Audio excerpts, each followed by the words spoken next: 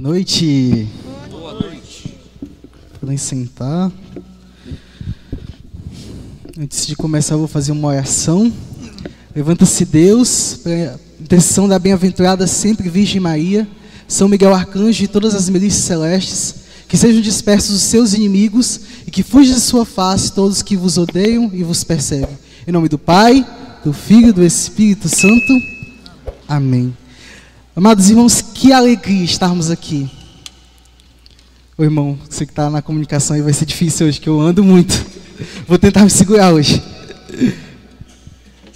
Que alegria. Nossa, quão bom foi esse momento, irmãos. O quão bom é estar no grupo de oração, o quão bom é pedir o Espírito Santo no grupo de oração.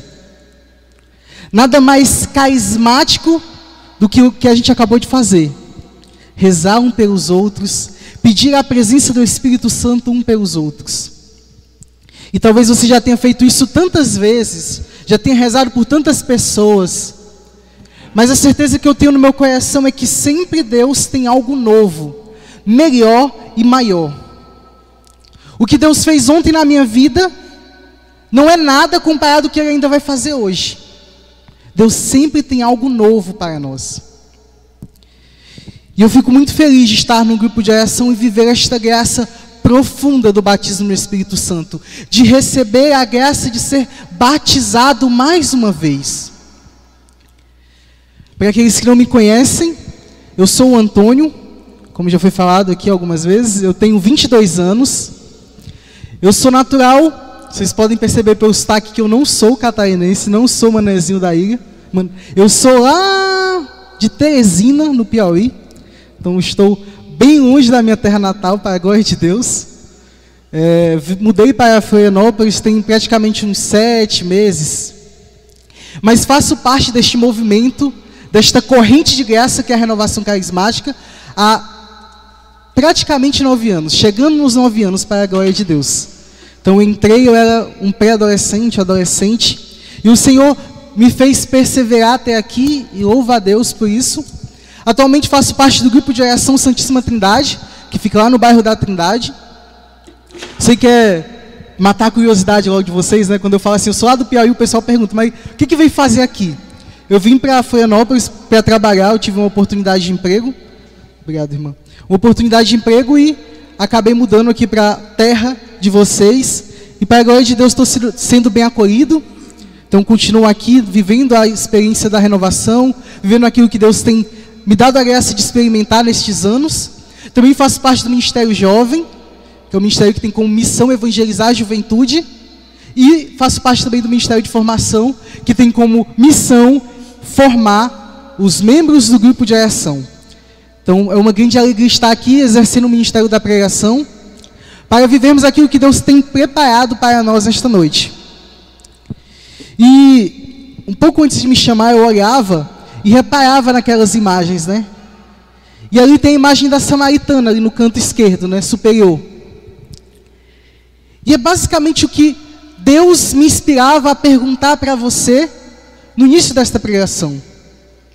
Para quem não conhece a história, a samaritana, ela vai até aquele poço, ela quer aquela água, e Jesus fala, eu tenho uma água muito melhor para você. Uma água que não vai mais te dar sede. E aí ela começa a questionar aquele homem que é Jesus. Mas como assim não ter sede? Como assim? Eu venho aqui todo dia, pego essa água, bebo, volto a ter sede. Como que tu pode me dizer que tem uma água que eu não posso voltar a ter sede? E naquele diálogo, chega um momento em que Jesus pergunta, vai lá, chama os teus maridos. Chama o teu marido. Que numa tradução, uma outra palavra pode ser, chama lá aquilo que tu acredita.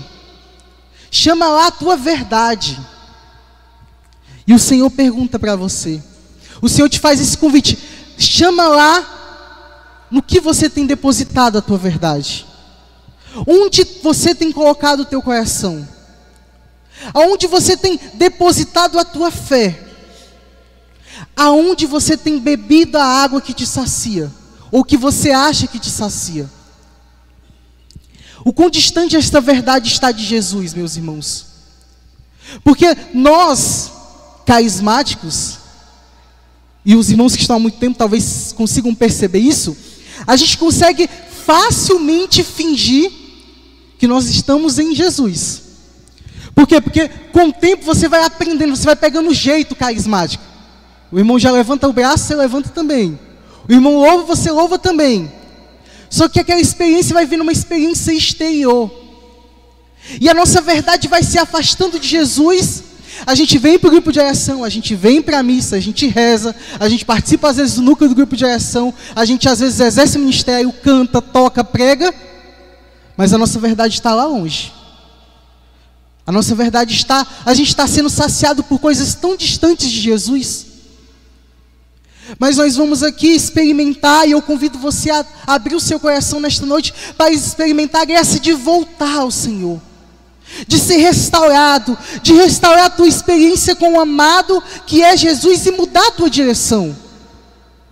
Mudar o que aí que está no seu coração, que tem se afeiçoado, que tem buscado, que tem parado naquilo que é mundano, naquilo que não é o eterno. Eu convido você a abrir a sua Bíblia em João, no capítulo 8.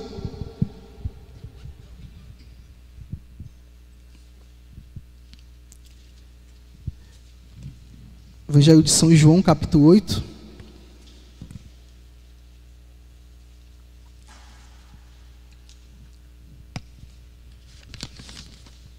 Versículo 31.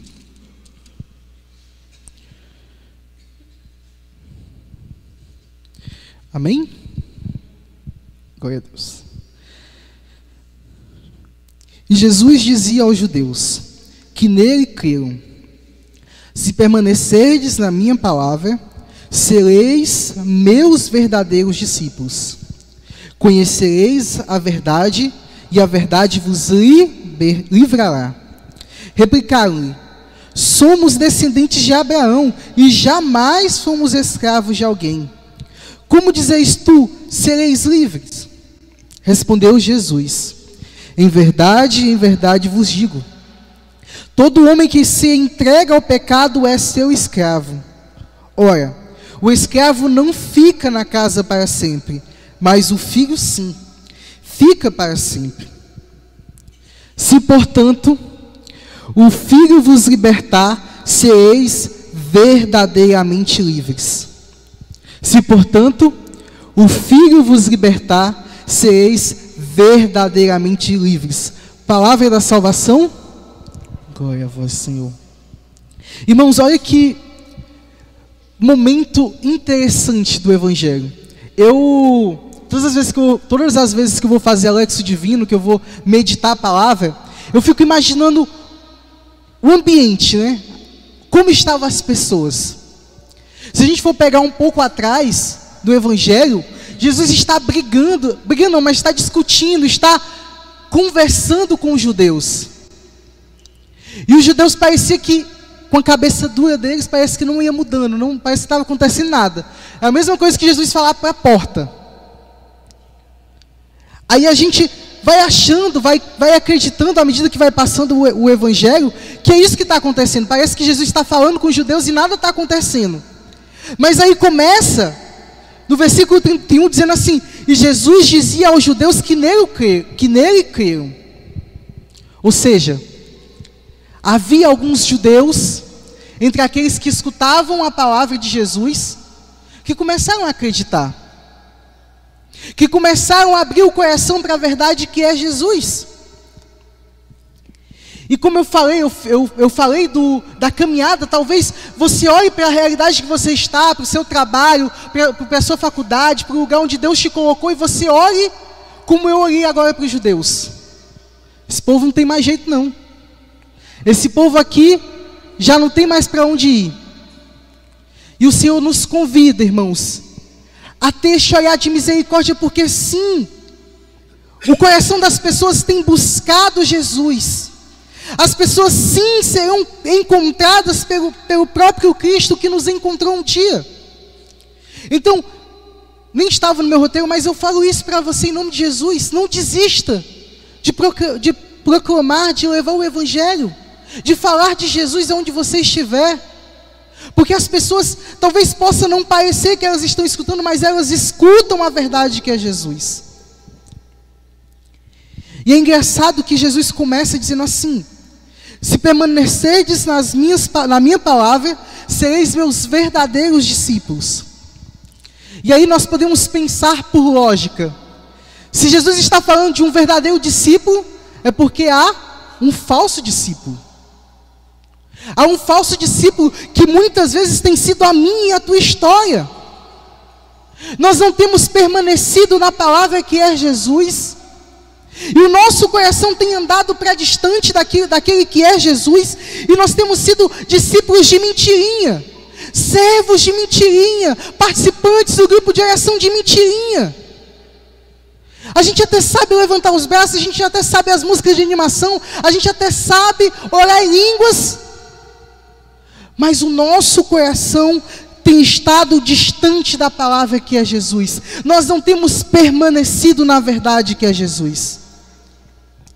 Então a conversão que o Senhor te chama nesta noite é: permaneça na minha palavra, permaneça na palavra que é Jesus. Eu não quero falar aqui da minha palavra, eu não quero falar aqui daquilo que eu acredito, não, eu estou falando da verdade que é Jesus. E que o nosso coração precisa estar, permanecer, viver, porque senão nós seremos falsos discípulos. Falsos discípulos de Jesus.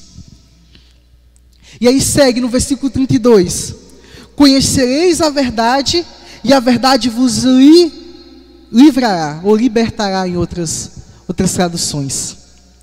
Irmãos, aqui Jesus coloca uma condição para sermos livres, para vivermos este ápice do que Deus tem para nós nesta noite. Jesus te trouxe aqui porque Ele quer te libertar, porque Ele quer fazer de ti uma obra nova, como nós cantávamos, uma obra liberta, uma obra livre, uma obra desimpedida, uma obra capaz de viver abundantemente a vontade de Deus. Mas nós só poderemos ser livres se nós tivermos uma experiência completa, profunda, verdadeira com Jesus. Se conhecerdes a verdade, se conhecerdes a verdade, se fores até o poço e entregar a verdade a Jesus e receber a verdade que vem dele, verdadeiramente seremos livres. É preciso conhecer Jesus, é preciso ouvir Jesus, é preciso estar com Jesus, rezar. Não tem como conhecer Jesus se nós não tivermos uma vida de oração, se nós não tivermos uma vida de intimidade com o Mestre. E é muito interessante porque a palavra que é usada aqui, conhecereis a verdade. Eu fui atrás desta palavra no grego. Eu vou arriscar aqui o grego, mas não sei se está certo. Chama aletheia. Acho que é assim que se pronuncia. E aletheia pode significar, além da verdade, aquilo que está descoberto. Então, aletheia é aquilo que está coberto, aquilo que está escondido, e aletheia é aquilo que está descoberto. E muitas vezes a nossa experiência com Jesus, nós não temos alcançado a verdade de Jesus, porque nós temos se acobertado, ficado preso, escondido quando Jesus vem nos visitar. Você não tem estado aberto de verdade a Jesus. Você não tem deixado o seu coração estar sem essas cobertas, estas prisões que você coloca o seu coração. E aí eu te pergunto, amado, o que tem andado escondido o teu coração? O que tem feito o seu coração estar escondido perante a presença de Jesus? Onde você tem escondido o seu coração que você não tem apresentado para Jesus? Essa é a noite que Jesus te chama e te convida. Tira essas cobertas, tira essas camadas. Deixa eu visitar a tua história. Deixa eu fazer a verdade ser conhecida pelo teu coração. Não dá mais para vivermos uma vida em que nós não conhecemos a verdade, onde a verdade não nos alcança. E aí, no diálogo que vai sendo construído no Evangelho, vai dizendo assim no versículo 33, que os judeus começaram a dizer assim: nós somos descendentes de Abraão, nós jamais fomos escravos de alguém. Ou seja, para eles não fazia sentido ser chamados de escravo. Eles não percebiam essa cobertura, esse pecado que tinha cobertado a experiência deles com Jesus. Eles não conseguiam perceber, e talvez você tenha chegado no grupo de oração nessa noite dessa mesma forma, sem perceber o que tem impedido você de viver uma experiência profunda com Jesus. Mas o Senhor vai revelar ainda no seu coração. Mas voltando aqui para os judeus, é muito interessante esse diálogo, porque os judeus não conseguiam de fato conceber que eles eram escravos. Eles se achavam, se percebiam como filhos de Abraão, e logo, um filho de Abraão não é escravo. E nós estamos vivendo num mundo onde esse conceito de liberdade, de verdade, tem sido apunhalado muitas vezes. Primeiro eu vou falar sobre liberdade. Irmãos, para aquele povo, eu não estou preso, logo eu sou livre. Ou seja, eu não estou na cadeia, logo eu estou livre. E assim, muitos povos, muitos filósofos pensavam naquela época. Só que para nós cristãos, a liberdade não consiste somente em estar livre fisicamente. Não é só isso. A nossa liberdade está no preço que foi pago na cruz e que nos libertou, e que tirou as amarras do pecado, onde já não havia mais condenação, e a nossa liberdade ela aponta para o céu. Nós somos livres porque nós podemos sonhar com o céu. Não é somente mais uma experiência de estar preso ou estar liberto. É uma experiência que vai além deste mundo, além daquilo que nós conseguimos perceber visualmente. A liberdade que Jesus nos promete é uma liberdade daqueles que são de Jesus de fato.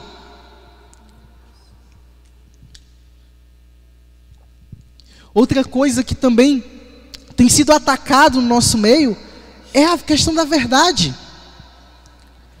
O homem, ele sempre precisou, sempre buscou saber o que era a verdade.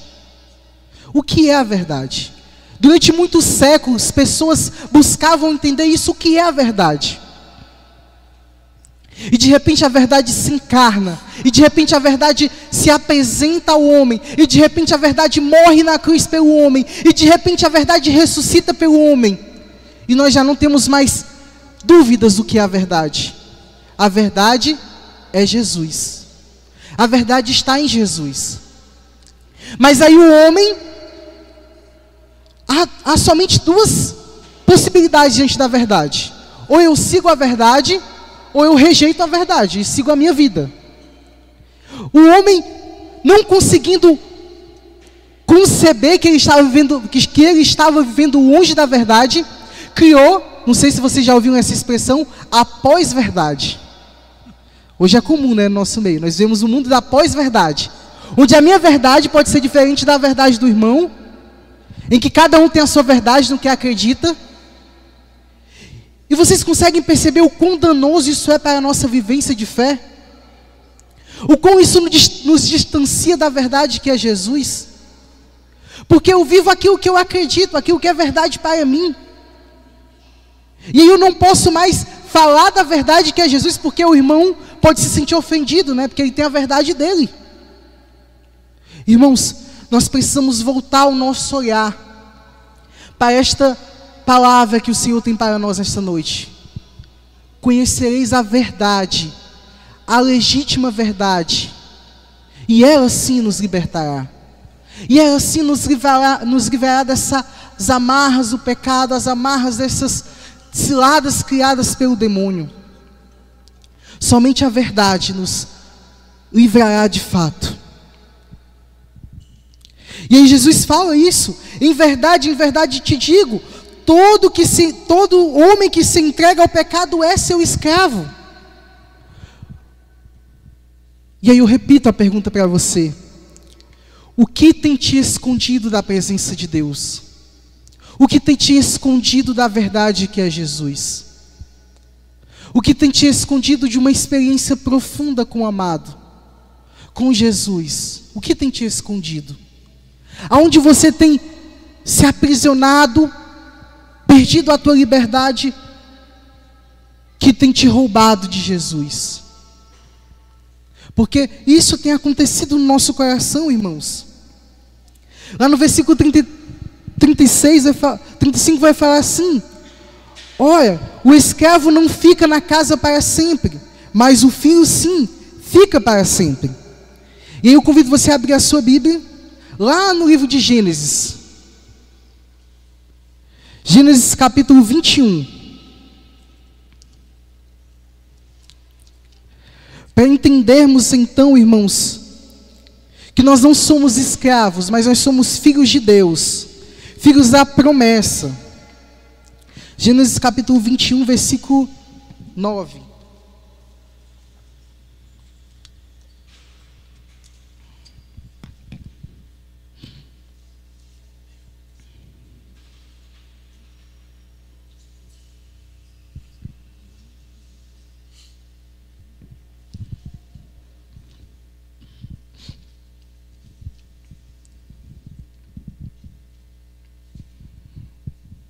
Amém? Não sei se todos conhecem a história por trás dessa passagem, não, o que vem antes, mas Abraão, já de idade avançada, Jesus faz uma promessa para Abraão de que que os filhos dele seriam os filhos da promessa de Deus, seria o povo de Deus. E a esposa dele, já em idade avançada, a Sara, tenta, mas não consegue ter filhos. E aí, Abraão tem um filho com uma escrava. E aí, depois disso, finalmente Abraão tem um filho com Sara, e este sim é o filho da promessa de Deus, com sua esposa. Versículo 9. E aqui é logo depois que Isaac, filho da promessa, nasce. Sara viu que o filho nascido a Abraão de Agar, a egípcia, zombava de seu filho Isaque. E disse a Abraão: expulsa esta escrava com seu filho, porque o filho desta escrava não será herdeiro com meu filho Isaque. Palavra do Senhor. Graças a Deus. Irmãos, olha isso. Aqui esta palavra ela simboliza algo muito importante para nós. Nós temos de um lado o filho que não é o filho da promessa. Percebam que ele é filho de Abraão também. Ele é filho de Abraão, ou seja, ele tem traços de Abraão. Talvez ele tinha trejeitos, ele tinha atitudes, né? Normalmente um filho parece um pouco com o pai, um pouco com a mãe. Mas aquele filho não era o filho da promessa. Isaque era o filho da promessa. E o que Deus tem para falar para nós esta noite, por meio desta palavra, é que, irmãos, talvez muito dos nossos meios, nos grupos de oração, nas experiências de fé, muitos irmãos são como o filho desta escrava. Eles até lembram Deus. Eles são filhos de Deus, na verdade. Eles pregam, eles cantam, eles rezam, eles proclamam curas. Mas por não estar dentro da promessa que é Jesus, não estar dentro da promessa que Deus fez para nós, não buscarem a santidade, eles serão jogados para fora. Não é isso que Deus fala? Que no juízo final, aqueles que não cumprirem a vontade de Deus serão lançados fora. Este filho aqui, o filho da escrava, não estava cumprindo a vontade do pai dele. Estava zombando do seu outro filho. Estava longe da vontade daquele que o fez. E ele foi lançado fora. Eu te pergunto, irmão, você quer ser lançado fora por Deus? Eu espero que não, né? Porque eu não quero. Eu quero ir para o céu. Por isso que Jesus fala lá em João, fala lá para aqueles judeus, Olha o que ele fala de novo, versículo 35. Ora, o escravo não fica na casa para sempre, mas o filho sim fica para sempre. E o que é essa casa? Essa casa é o céu, irmãos. Essa casa é o céu. Se nós não formos filhos obedientes à vontade do Mestre, nós seremos escravos, presos no pecado, e nós não vamos permanecer na casa de Deus. Nós não vamos permanecer naquele que nos criou. E não há nada mais triste para um filho. Não há nada mais triste para o nosso coração, irmãos, do que nos reconhecermos escravos do pecado. Porque nós estamos dizendo, estamos mostrando que Deus não conseguiu fazer obra nova no nosso coração. Somente o Filho permanecerá. O Filho de Deus, aquele que faz a vontade do Pai, permanecerá. Só este Filho tem a herança. Só este Filho consegue aproveitar da herança. Porque se o outro for embora, este que ficou vai ficar com os bens daquele pai. Só quem permanece em Deus, só quem vive o grupo de oração, só quem tem uma experiência profunda com o amado, consegue permanecer. E se você deseja, irmãos, ser este filho da luz, experimentar a graça de ter uma obra nova, um coração renovado por Jesus, eu convido você a ficar de pé nesta hora. Porque nós vamos rezar. Porque somente se nós abrirmos o nosso coração, nós seremos verdadeiramente livres. O nosso coração será liberto pela presença e pela promessa de Jesus.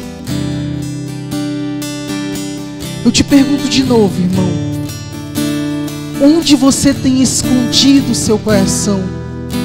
Que pecado tem acobertado o seu coração, para que nesse momento o Senhor consiga vir ao teu encontro e vencer, e te libertar e tirar esta capa do pecado, e te reconhecer mais uma vez como filho, não mais como escravo. Irmãos, Deus preparou para nós o céu. Nos convertamos, converta o seu coração, mude de direção, para experimentar a graça de ser filho de Deus. Ergue os teus braços neste momento e peça ao Senhor para que você conheça a verdade nesta hora. Diga isso: Senhor, eu quero conhecer a tua verdade, não mais a verdade que eu quero, a verdade que eu carrego. Eu quero a tua verdade. Eu quero a verdade que o Senhor preparou para o meu coração, a verdade que o Senhor sonhou para a minha história. Eu quero me reconhecer como filho. Eu já não quero mais estar coberto por esses pecados. Eu quero ser livre, verdadeiramente livre, e livre em ti, Senhor. Eu te peço, Senhor, liberta o coração destes teus filhos nesta hora. Que estas palavras possam cair no coração, palavras de vida e verdade. E transforma, Senhor. Transforma o coração deste povo, Senhor. Os experimenta viver uma verdadeira graça de ti.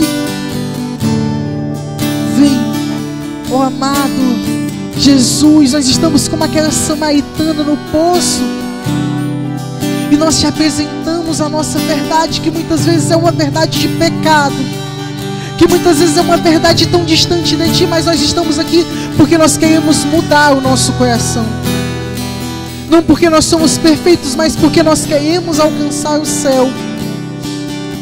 Porque somente em ti nós seremos verdadeiramente livres, Senhor.